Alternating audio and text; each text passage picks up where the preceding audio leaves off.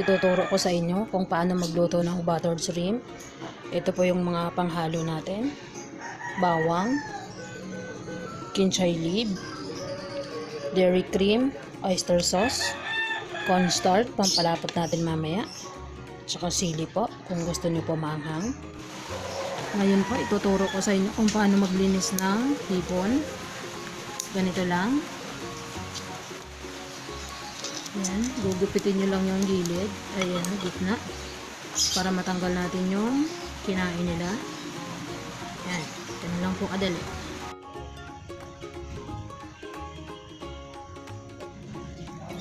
Susunod ko yung bawang.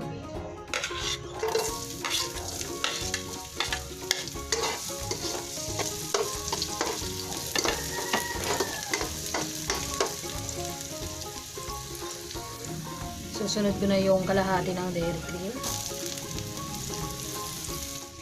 Sunod ko na yung hipon.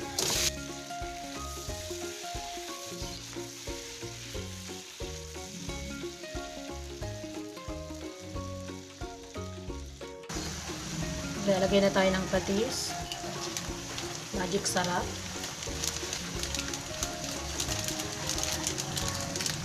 paminta,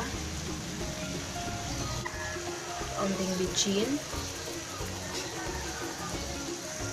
kalahati lang nito kasi 1 kilo lang naman yung hipon natin. Maglagay tayo ng asukal, depende sa inyo kung gaano karami. Sa akin 2 kutsara kasi gusto ko medyo matamis. Maglalagay ako ng 1 sili kasi gusto ko maanghang. Depende sa inyo kung ano yung gusto niyo. Lalagay ko na yung kalahati na kinchay.